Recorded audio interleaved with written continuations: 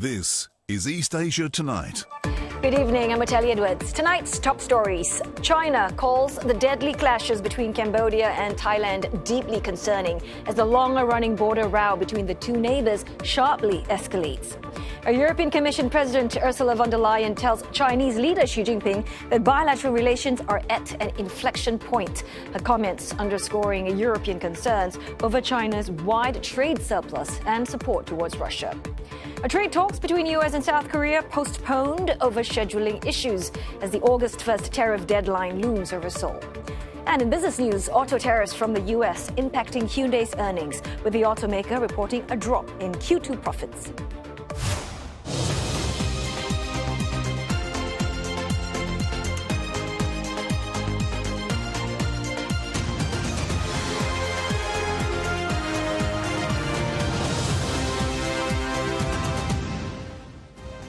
Ahead on East Asia tonight, we delve into the state of Shanghai's shopping malls to see what they're doing to attract more customers and spur consumption at a time of intense competition from e-commerce platforms.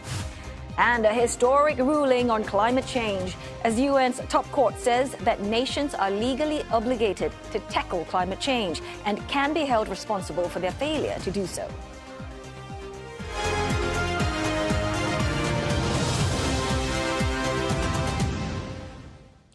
China is warning its citizens in Cambodia to avoid areas near the border with Thailand after the two countries have traded fire, escalating tensions in a long-running border dispute. Well, the Thai Ministry of Public Health says that 11 civilians were killed in the latest clashes. The Chinese embassy in Cambodia, in an online post, called on citizens to closely monitor the local security situation and remain vigilant. China's foreign ministry, meanwhile, says that Beijing is deeply concerned. 我们对当前事态发展深感担忧，希望双方通过对话协商，妥善解决问题。从地区国家的共同利益和诉求出发，中方秉持公正 公勇立场，已经并将继续以自己的方式做劝和促谈的工作，为推动缓局降温发挥建设性作用。 Thailand has accused Cambodia of targeting civilian areas, saying it's prepared to intensify measures if attacks continue. The country's acting Prime Minister, Phumtham Wechayachai, says that the fighting must stop before any negotiations with Cambodia. Phnom Penh has not responded to this, but it has condemned the Thai army for what it described as reckless and brutal aggression. The Thai army had deployed 6 F-16 fighter jets, striking what it said were 2 military targets, while Cambodia reportedly used multiple weapons, including a rocket launcher. The clashes erupted near a disputed temple along the border. Both countries have accused each other of shooting first. Footage released by Thai media TPBS shows civilians running from their homes and hiding in a concrete bunker. Some 40,000 people living near the border are being evacuated to safer locations. Meantime, Thailand's embassy in Phnom Penh is now urging its nationals to leave Cambodia as soon as possible. Both countries are also recalling their ambassadors after diplomatic ties were downgraded over a second landmine incident. Cambodia says it's seeking an urgent meeting of the UN Security Council. And CNA's Saksit Sombat with more on the tensions. The fighter jets are already back at base in Thailand. We are not only seeing, well, no country on both sides are saying this is a war yet, but what we are also seeing on another level is a war of words. Of course, ever since this morning, both sides are trading blame, accusing the other sides of shooting first. We were just listening to a press conference by the Thai Ministry of Foreign Affairs, and they are condemning the incidents today. They are asking for Cambodia to cease and I quote, repeated acts which constitutes a severe violation of international law. They are also saying that Thailand is going, of course, to defend its sovereignty. And then on the other side, what we have been seeing this morning is also Cambodia, of course, not only accusing Thais of shooting first, but they are also putting on a very defiant stance. They are saying that the Thai use of heavy weapon is an encroachment and blatant violation of the UN Charter, the ASEAN Charter, and fundamental principles of international law. That is from the Defense Ministry, from a Defense Ministry spokesperson, and they are also saying that they will not yield. So we are seeing multiple fronts, not only actually on the front, on the body of Thailand itself, but also in the cyberspace, and also a battle over the narrative that we are seeing right now. What is going to happen next is that acting Thai Prime Minister Phumtham Wechayachai is going to host an urgent meeting of the Thai National Security Council to talk about what's next. Or head to our website, cna.asia, or our mobile app for the latest developments in the Thai-Cambodia row. Chinese President Xi Jinping has warned the EU to make correct strategic choices as he plays host to European Commission President Ursula von der Leyen and European Council President Antonio Costa in Beijing. While Mr. Xi also urged the European leaders to demonstrate vision and responsibility and work to deepen trust in a turbulent world, adding that both sides can find common ground. Ms. von der Leyen says that the summit is taking place at an inflection point for EU-China ties, while Mr. Costa urges Beijing to come up with real solutions for concrete progress on trade. Now, another potential issue of contention is Russia's war in Ukraine. Brussels is urging Beijing to use its influence with Moscow to bring an end to the conflict. As a permanent member of the United Nations Security Council, we call on China to use its influence on Russia to respect the United Nations Charter and to bring an end to its war on aggression against Ukraine. Well, for more, we are joined now by CNA's Deborah Wong in Shenzhen. Deborah, let's talk about China and EU. How exactly are they addressing trade concerns, given that ties have been pretty rocky so far? So before we come to the summit, I want to talk about the tone that both sides have taken going into the summit. You know, both sides have been talking tough. China, on one hand, slamming the EU for sanctioning two Chinese banks near the Russian-China border. EU, on the other hand, saying that it will be continuing to press China on the Ukraine issue, on Chinese industrial overcapacity. But today, when the meeting finally happened, the tone was more measured, it was more moderated. You know, this is also because EU had low expectations going into the talks. They've told reporters that they're not going to expect controversial issues to be resolved overnight. So yes, EU has said that the reflection is that,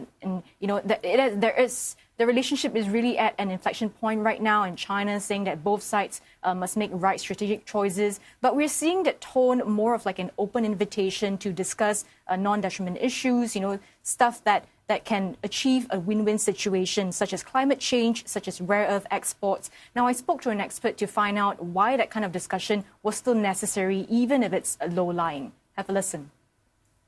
Climate change, as you know, is something that has united Europe and China and other like-minded countries, less so with the US agenda on reindustrialization.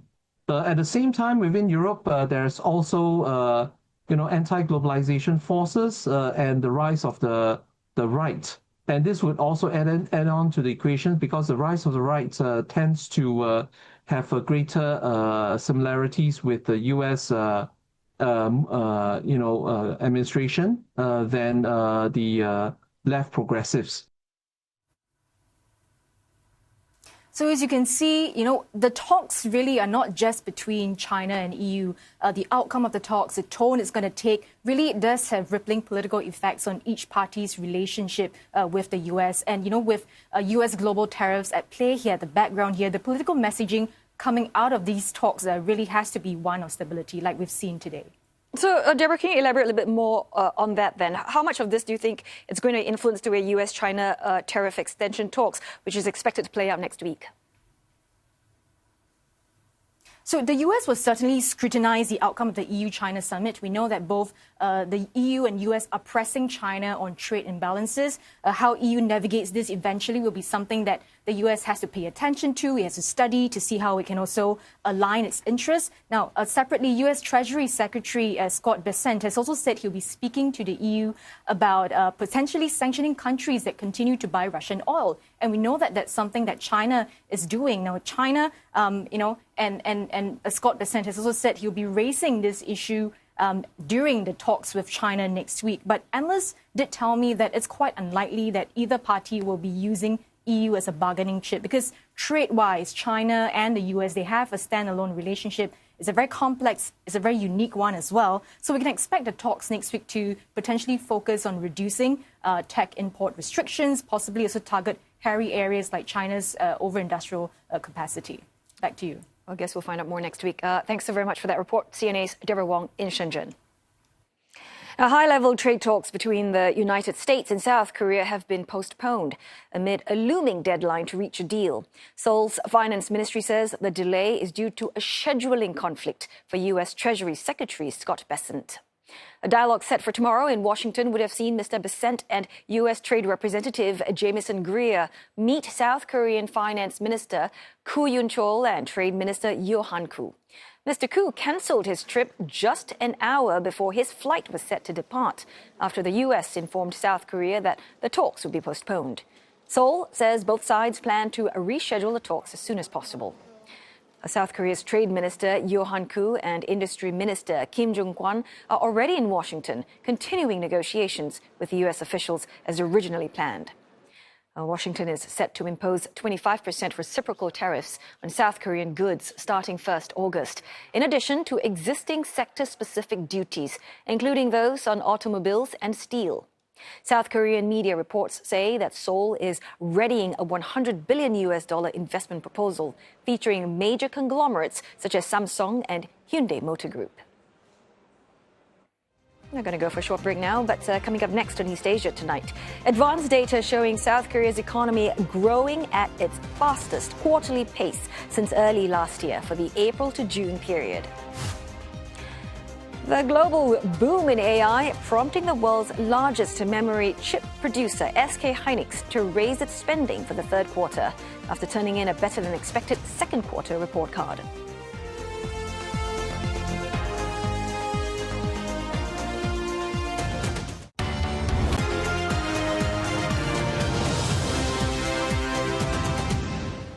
Hello again. You are watching East Asia Tonight, and it is now time for business news with Roland Lim.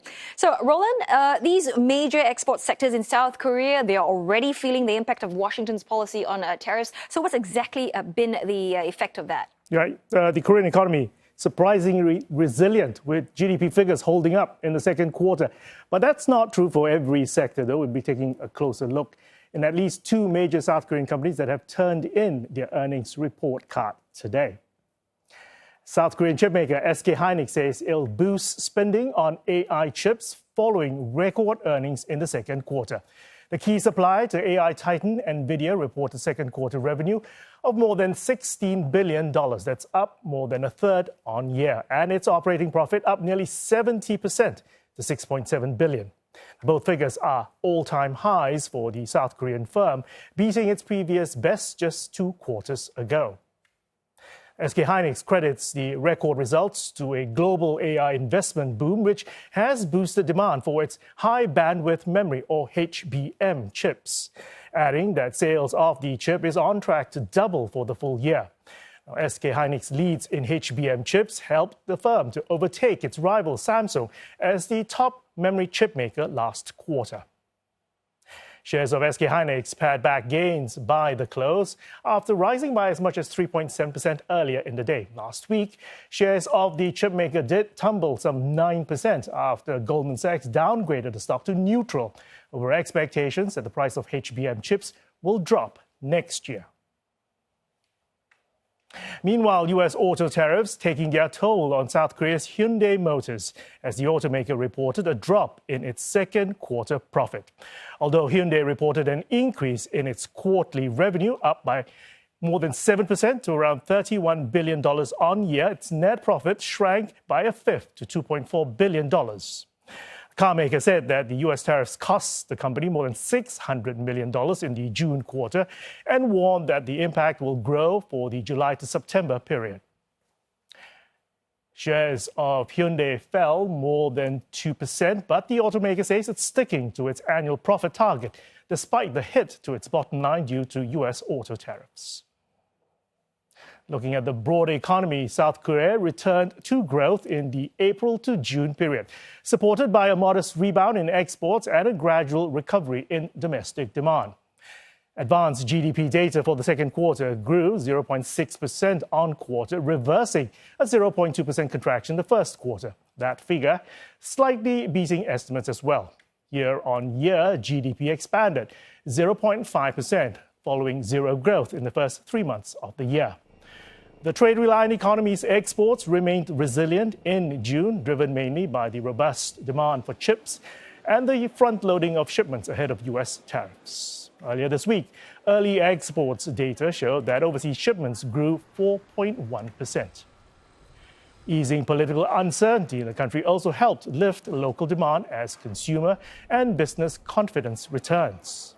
South Korea is currently in trade negotiations with the U.S. and it risks facing a 25% tariff on its exports if no deal is reached before the August 1st deadline. Now, for more on the South Korean economy, we're joined by Adam Samdin, who is Asia economist at Oxford Economics. Adam, good to have you on the show. South Korea's return to growth in the second quarter, are we making a big deal out of it? Was there any surprise for you? Well, I don't think it was considered that much of a surprise. Some of the high-frequency indicators like export volumes did show quite positive results for the second quarter of the year. And as like you said, there's a front-loading effect that's likely going on in combination with some circular resilience in AI-led export demand. To what extent did the resilience actually reflect improved fundamentals over, say, for example, the front-loading of the exports? Right. So front loading in exports, especially in electronics, has really taken center stage almost, not just for South Korea, but several other economies as well. Even though shipments to the US in values terms does seem fairly weak and falling into contraction sometimes in the past few months, if you look at volume terms, some of the different electronics products, they actually post significantly solid expansions in the previous few months instead. Yeah, semiconductors clearly a bright spot. I mean, SK Hynix results today reinforcing that strength. How sustainable then is the AI chip rally, especially when President Trump just announced an AI action plan to win the tech race with China? Right. So there's still quite a fair bit of uncertainty going on. On one hand, as mentioned, circular demand for AI-related exports like semiconductors should stay resilient.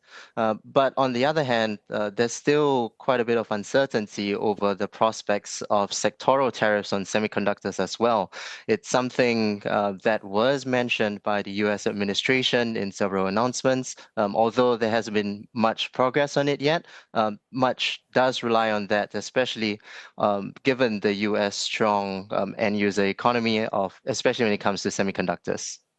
What then would be the implications for South Korea's chip makers, and the broader tech ecosystem? Could this, for example, disrupt the current upcycle or reshape strategic alliances when it comes to Trump's AI initiatives? Right. So I think at the end of the day, most economies and most firms are still looking to sell and export somehow or rather to not just the US, but the rest of the world as well. Even though geopolitical tensions may rise and might even threaten different supply chains and relationships, I think that most firms and most actors would still look to come to a consensus and try to negotiate their way. As you pointed out just now as well, the Korean authorities are still trying to negotiate that much coveted trade deal with the US administration.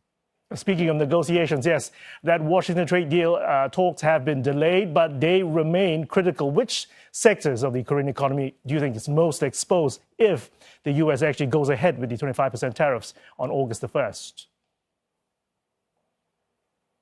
Well, semiconductors and other related electronics is one of them, but it's quite likely that we are still looking out for tariffs and what would be the end result on automobiles as well as steel. Now, those two are facing different sectoral tariffs right now, having been announced earlier, but we think it's likely that they are still trying to push for some kind of negotiation there. Some of the other economies that we've been looking at, comments by officials from Indonesia, for example, do seem to suggest that even though these trade deals have been announced and there's been a base rate, it still might be possible to negotiate to try and seek an exemption for certain products. Right, Japan's recent $550 billion investment and access trade package with the US, that sets the bar for South Korea. I mean, Seoul reportedly readying its own $100 billion proposal. Do you think that Washington is likely to push for more concessions on, say, agriculture and energy as well? Right, that's a really great point. For us, we are seeing it perhaps more of different tools that the Korean authorities can use to negotiate with. Already as it is, before this year, the average tariff rate on US goods for South Korea was actually very close to 0% because of the trade deal that was negotiated a few years back. So in that sense, compared to some of the other Asian economies in the region, there isn't as much that can be done to reduce the tariff barriers because the baseline is already so low. So not only are investments or additional investments in the US and US firms one of these tools, but perhaps removing non-tariff barriers could be another such item. And perhaps reminiscent of the initial 2017-2018 steel tariffs as well, we might also start to see negotiations and conclusions forming around different import quotas for US goods. Okay, and key sectors in Korea, chips, auto, shipbuilding, are they likely to receive more leeway in that potential deal? Well, that's pretty difficult to say at this point, but we do expect that the authorities are pushing for more favorable terms with regards to those sectors, especially because they are so key to the South Korean economy. Adam, thank you for those insights. That was Adam Soundin, who is Asia economist at Oxford Economics. In the EV sector, China's BYD threatening to leave US rival Tesla in the dust. Already, the Chinese EV maker has outpaced Tesla in global sales for the third quarter in a row. Once the leader, in electric vehicles, Tesla sales have slumped. The US firm reporting its latest quarterly profit down by more than a fifth on year. But Asia remains a bright spot, with deliveries recorded in volumes in South Korea, Malaysia, Philippines, and Singapore. And despite lagging BYD, China remains a key revenue generator and export hub. South Korean investigators raiding the offices of BTS's agency HYBE over allegations of stock fraud. Chairman Pang Si-hyuk is accused of misleading investors before the agency went public in 2020, leading him to allegedly profit from the move to the tune of some $140 million. The probe comes after a complaint was filed by the country's securities regulator last week. And that's the latest business. Lieutenant. Thanks very much for that, Roland. Well, we're going to go for another break now, but coming up on East Asia tonight, what Chinese malls affected by the country's economic uncertainties and disruption by online shopping are doing to stay alive.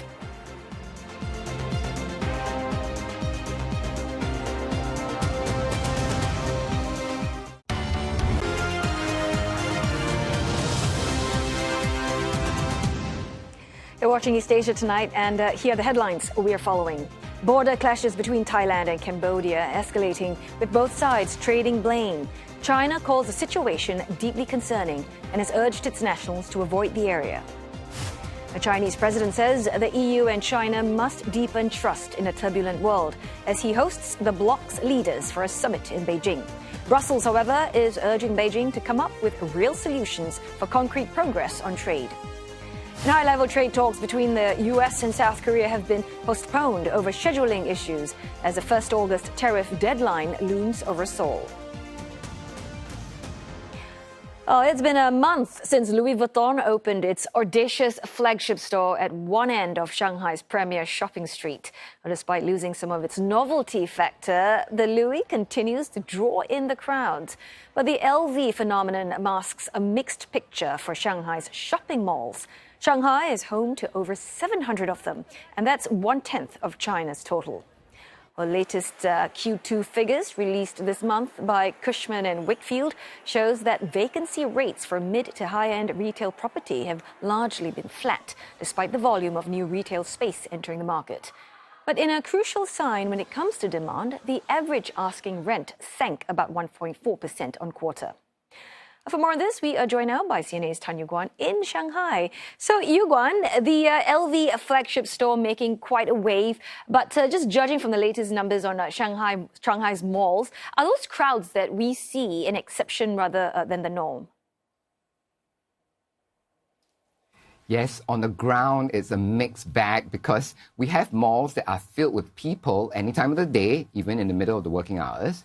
And then we have malls that are either devoid of people or worse, devoid of shops. Now, some of our viewers might recall, and you might be seeing those visuals now, about half a year ago, my crew and I visited a relatively new downtown mall directly connected to 2 subway lines. Except for restaurants facing the street, the malls had no shop to open. Now, that was last winter, you can tell with my scarf on. At that time, the mall was just about 6 months old. Now, 6 months on, we revisited the mall, and it's now summer. I'm not sure if you can see from my dressing, it's a bit summer, right? And the mall is still devoid of shops. The irony is that there is footfall. People walking to the subway to avoid the heat, right? Now, to avoid the impression of a ghost mall near the subway, the owners of the mall have actually created, get this, a fake cafe with neon lights and all. But neon lights, now, when you open the door, there's nothing inside. However, when you just cross the road to the mall opposite, which was built earlier, that mall is crowded. That is quite strange, I have to say. What then are the authorities in Shanghai doing to, try and revive the mall scene? Well, one government strategy has been to encourage the debut of flagship stores or new concepts. It's so-called 首发经济 or debut economy. Now, the LV ship is a good example. The approval process for that retrofit was compressed from 2 months to just 1 week. What's more, the surrounding areas were renovated. Even electrical poles and subway exits were shifted to accommodate that ship. So that's how far authorities have to go, to encourage this debut economy. Well, let's pick up on a report by Bain & Company, basically estimating that luxury spending has dropped, right, from 18 to 20% last year. And how is that actually affecting these malls that house these luxury shops? Well, the LV ship you just saw is at a luxury mall. That multi-story block that became the LV ship was actually empty for at least a year or perhaps even more. That mall still has empty shop fronts. They are kind of beautifully disguised, so you don't really notice them. But the LV ship has brought footfall. Before, even China's biggest Starbucks here couldn't fill its seats. Now there's a queue outside. Now, same for restaurants. Previously, you could stroll in for dinner. Now, many are fully booked for the evening. But a consultant points out to us that there is a flip side to this sort of traffic. Let's take a listen to what she has to say. It all depends on the execution and the retail mix. So it is currently a landmark in Shanghai. They attract lots of footfall, but sometimes it's very hard to turn it into sales when they attract the wrong crowd. So when it comes to luxury, not all footfall is good news, not especially when it turns your mall into a marketplace. That said, there are malls that somehow manage to fill all their spaces. Now, Plaza 66 is one of them. Despite declining retail sales, there are 0 vacancies there. In fact, the mall has had to set up semi-permanent pop-up stores for brands like Prada, wanting a place in that mall. Now, what's more, the mall is building a new wing. I asked the director of the mainland operations of Plaza 66 why they would have the confidence to do so amidst a decline in luxury sales. Here's what she has to say.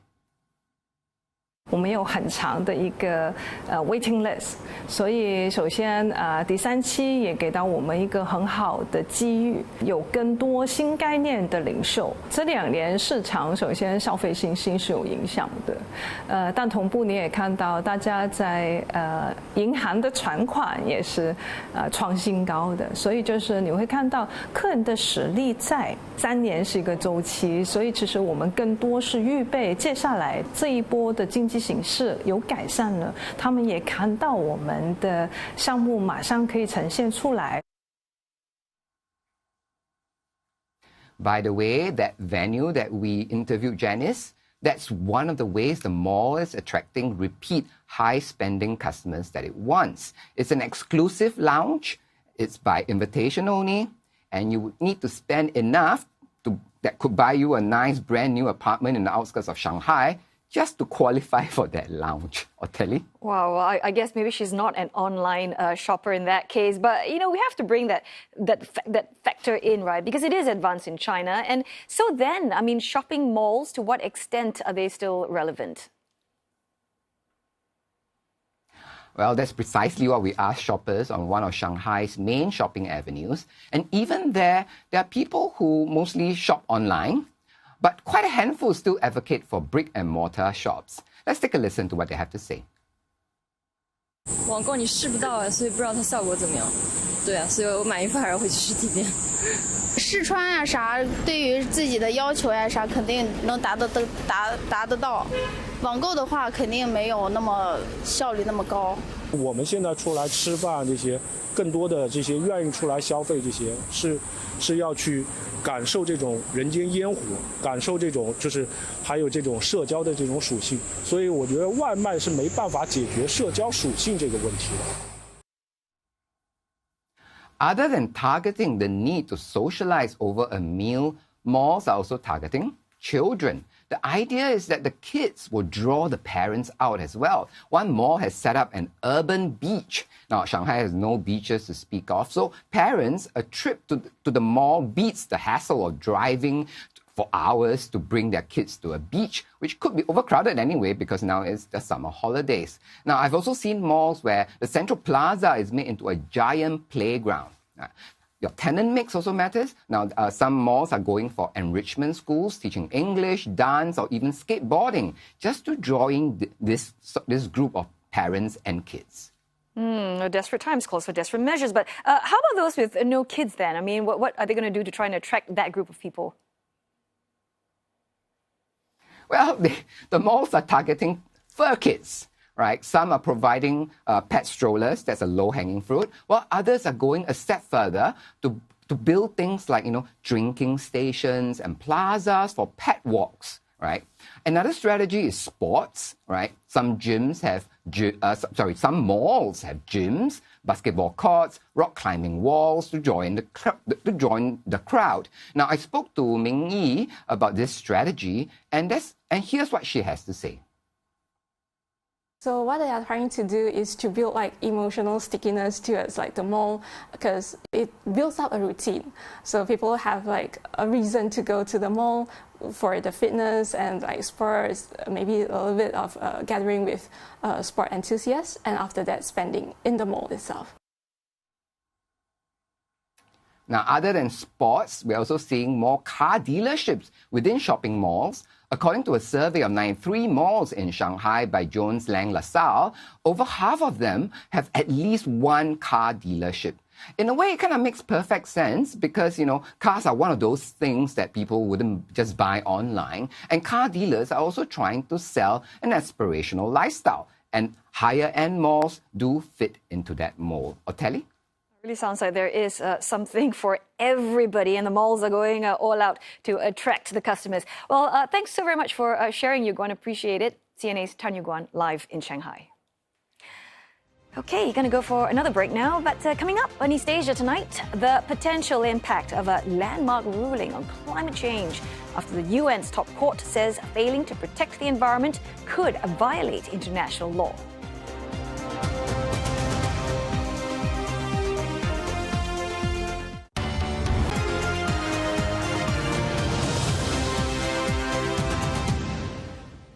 Japan's 47 prefectural governors have issued a call for the largely homogenous nation to be more accepting of immigrants. Officials have urged the central government to take the lead to allow in more foreign nationals so as to prop up industries and also for the country to realize a multicultural society. Well, their call comes as Japan faces a prolonged shortfall in workers, and its low birth rate means the aging nation has to increasingly rely on immigration to address the issue. Well, governors have also expressed alarm at the rising xenophobic sentiment seen in the lead-up to last weekend's upper house election. A far-right party, Sanseto, which had campaigned on a Japanese-first policy and railed against foreigners, saw its presence in the upper house lifted significantly, adding 14 seats in the vote and bringing its total seats in the upper house to 15. Officials also noted the criticism targeting foreign residents spreading online and stressed for policies to eliminate messages of discrimination and xenophobia. A South Korean President Lee Jae-myung has condemned the alleged abuse of a migrant worker, calling it a blatant violation of human rights as he pledged stronger protection for vulnerable groups. Now, he was responding to a widely circulated video of a Sri Lankan worker tied to a pallet of bricks with plastic wrap and then lifted by a forklift. One man in the video was heard scolding the migrant worker. Well, the incident was said to have taken place at a factory in South Jeolla province, and it is unclear what led to that incident. The South Korean leader in a Facebook post said he could not believe what he saw, and that it actually took place in his country, known as a global cultural powerhouse and as a model of democracy. Well, thousands of labourers arrive in South Korea each year under a government-run program. Now, in the scheme, workers are only allowed to work in low-wage jobs, with most of them in agriculture and manufacturing sectors. China has noted a landmark ruling on climate change by the International Court of Justice, which said that countries have legal obligation to take measures to prevent climate change and can be held responsible for environmental and human harm caused by their failure to do so. Beijing said the court's opinion reflects the long-term positions of many developing countries, including China, and that it has what China calls positive significance for promoting international climate cooperation. Well, that's even as China told the court last year that existing treaties, which include many non-binding provisions, should be the benchmark. While the decision that allows serial polluters accountable is non-binding, legal experts say it could have wide-ranging consequences. The Pacific island nation of Vanuatu led the case, backed by more than 130 countries. The implementation of this decision, we hope, will set a new status quo and provide the structural changes needed to give our current and future generations hope for a healthy planet and a sustainable future. Now, the campaign began with law students from the Pacific Islands who had been working since 2019 to see today's results. And we now speak with one of those students, Sosio Alovakani from Tonga, who was in The Hague to witness that decision. Well, big congratulations. First up, you and your peers, you started this case back in 2019. I'm sure there are lots of legal and political hurdles to reach this moment. Walk us through some of them. Yes, thank you very much for the question. And there have been several hurdles, as you mentioned. I think the most prominent one, or the most notable one for civil society, was garnering that first round of support from our own communities. I mean, the understanding that this was a very strictly legal exercise for the Pacific and something quite new for several of the nations there. So garnering that support from grassroots levels, ensuring that we were rooted in or cemented in something that we're well aware of, something that we're very familiar with, which is the support of our Pacific community. Getting that initial round of support was something that was the initial hurdle, and one that we're very thankful that we managed to cement at the very beginning, because it was a support system that we managed to rely on again and again for the last 6 years. Well, amazing effort, you and your fellow friends there. And you said that this is a win that you will proudly take back home. So I'm curious to know, what is going to be the very first action or even conversation that you expect to happen in Tonga, Vanuatu, and other Pacific islands right now? Returning is definitely with a message of gratitude. I mentioned earlier, it's a journey that's taken 6 years, let's say 6 years in the making. And the message of gratitude is to those communities I mentioned earlier. Throughout this process, civil society have included their very own frontline communities in their messaging, in their advocacy, and even in the state submissions where they advocated for the voices of their frontline communities to be included quite successfully as well. So that message of gratitude has to be the initial discussion. The trust and the support was not misplaced in civil society, and the government of Vanuatu spearhead this group, this initiative. The gratitude has to first be conveyed to the communities that we borrowed stories, traditions, generations of experiences into those very few pages of text that were managed to be advocated for in front of the ICJ. Right, and I hear what you're saying, and this is certainly a first step in the right direction. But this ruling is advisory, right? I mean, it is non-binding. So what do you say to those who actually question whether this is going to lead to real accountability or actual compensation? Well, that's a very interesting question. And yes, it is in the nature of advisory opinions by the ICJ to be but non-binding, of course. But the interesting thing is for this campaign specifically, or for this advisory opinion specifically, is that it was a search for clarity and nothing more. Search for clarity for existing legal obligations under international law. So the court was not asked to create anything new. These have been obligations throughout the entire international law regime. So perhaps the advisory opinion by nature is not legally binding, but these obligations that have been provided by the court yesterday here in The Hague, these are obligations that are legally binding to countries. And despite certain countries that aren't party to certain climate regimes, they are party to several other international law regimes of which they are bound by law. So you won in court today. You mentioned that this is about a search for clarity in that legal sense. But then now what, Seo? I mean, how do you plan to hold all these major emitters accountable? And again, there are going to be hurdles. And what's going to be the biggest one? The biggest one is this next logical initial step is understanding this advisory opinion. We've seemingly, at surface level, have a very powerful instrument now for change. But then that first step has to be understanding how does this advisory opinion assist existing efforts. There won't be an attempt to reinvent the wheel or start new initiatives. There are solutions that exist today, and this advisory opinion simply complements these movements. So it's understanding where people or where initiatives or where movements or grassroots or even governments can find a more strong foundation for their demands in international spaces and multilateral spaces. That is the next step for civil society and governments.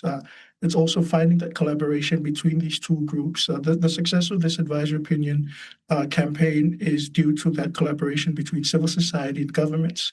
And it's recreating that blueprint all over again in this next phase of understanding that ensures a very efficient way forward. How long is that going to take, though, in creating this new blueprint? Is it going to be another 6 years? There won't be a recreation of the blueprint. It's taking this exact same one that's worked for the Pacific and recreating it in other regions, whether it's the Caribbeans or the West Africas, South Asia. This is a blueprint that has a great track record of working, and it's taking that and, of course, tweaking it where it's relevant for certain regions, understanding this collaboration does bring a positive change moving forward. And so that's the answer of how long it will take. Not too long, because it's merely tweaking it to be relevant to your regions. Okay, so before I let you go, what are you going to say to all these young people in small nations, who feel powerless or ignored by their governments or institutions?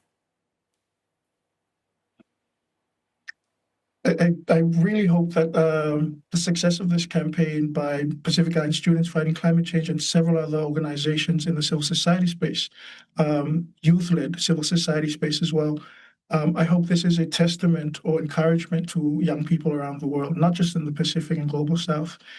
This is the most opportune time for youth, for young people, to dictate the future that they get to inherit. It is with these existing systems, it's with existing campaigns and it's taking the right amount of risks, calculated risks, that allow for this success to happen. And I'm glad your risks paid off. Congrats once again, Sosio Vakuni from Tonga, who is in The Hague to hear the decision. In other news, the South Korean capital Seoul is under a heatwave warning after more than 10 days of reprieve from scorching temperatures. The temperatures are expected to reach a high of 37 degrees tomorrow, inching up to 38 over the weekend. A warning is issued when the maximum temperature remains above 35 degrees for 2 or more days, or when heat is expected to cause large-scale damage. According to the Met Agency, more than 180 weather zones are under heatwave warning. Right, now time for some headlines from media outlets in East Asia. The Korea Herald is reporting that search operations continue in South Korea for those still missing after torrential rains on Sunday. The deaths of 5 more people were confirmed on Wednesday and Thursday. 3 remain missing in a Gyeonggi province. Now, the South China Morning Post reports that China seeks to speed up work on a Trans-Himalayan network project connecting itself with Nepal. Part of China's Belt and Road Initiative, Nepal has grown closer to Beijing in recent years due to increased infrastructure investment. Now, this project was opposed by India as both nations vie for greater influence in the region. Japan Times reporting that 3 Japanese groups are calling for the abolition of nuclear weapons. All 3 organizations issued a joint appeal in Tokyo, aiming to spread awareness of the reality of atomic bombings across the country. Well, the unified statement comes ahead of next month's 80th anniversary of the 1945 U.S. atomic bombings of Hiroshima and Nagasaki. And that wraps up Thursday's edition of East Asia Tonight. Don't forget your headlines anytime at cna.asia. Thanks for watching. See you tomorrow.